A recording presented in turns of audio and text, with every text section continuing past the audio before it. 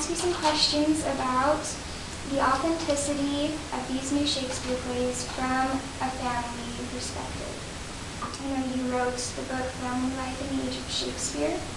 I was wondering if you could tell us if you think that the play Meleager is, if it correlates to other Shakespeare works and how it portrays family interactions.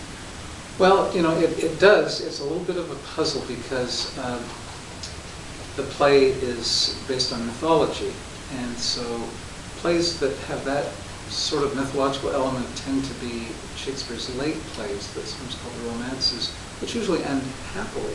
But this one, as I understand, really ends very unhappily. So it's like one of Shakespeare's tragedies. And of course, Shakespeare has a lot of tragedies. Some of them are set in ancient times, like Julius Caesar, Coriolanus, Antony and Cleopatra, and so on, and King Lear, even in ancient Britain.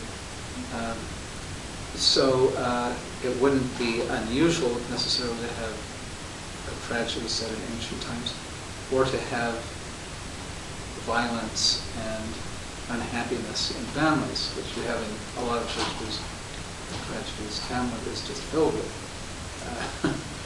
family unhappiness. So my view is that Shakespeare actually had very positive ideals for family life, but that's what makes the tragedies tragic, is that the very opposite happens of what people would want to have happen. So it's very possible that Shakespeare could have written something like this with the conflict among family members. Okay. Now, would it change anything if I told you that Meleager's mother, when she decided to kill her son Meleager because he had killed his own brother and uncle, that she was very regretful, but believed that it was better for the public good? That actually fits very nicely with another of Shakespeare's tragedies called Coriolanus, where there's a very strong mother figure who loves her son, who's also a warrior, and she doesn't kill him, but she does rejoice when he comes home from battle covered with scars, saying she'd rather have him dead than dishonored, and so on, and who in some ways maybe helps lead to his death inadvertently in Coriolanus. So that could kind of fit in a similar pattern. Okay, so if someone in a play were to experience abnormal courting rituals, would the audience find that to be funny, or would they think it's strange? Well, it would depend on what the customs were and how they were presented, but the audience would know, for instance, that this is not set in England at their own time, so they'd expect there to be some degree of difference. Even though, honestly, Shakespeare tends to kind of put a lot of English customs and ideas and so on into foreign or ancient settings, and so that could work too. But whether the effect would be funny or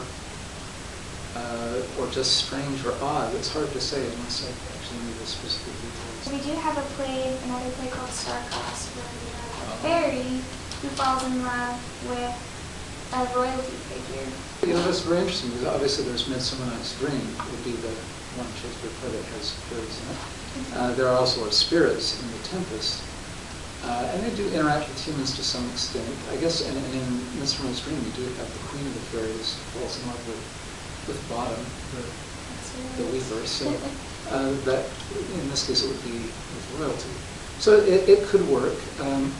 Now I'll tell you just one thing that may be relevant, and that is, yes, it could be funny, as it is in some ways between the Queen of the Fairies and Bottom, but it could also be magical. In other words, comedy for Shakespeare wasn't just funny.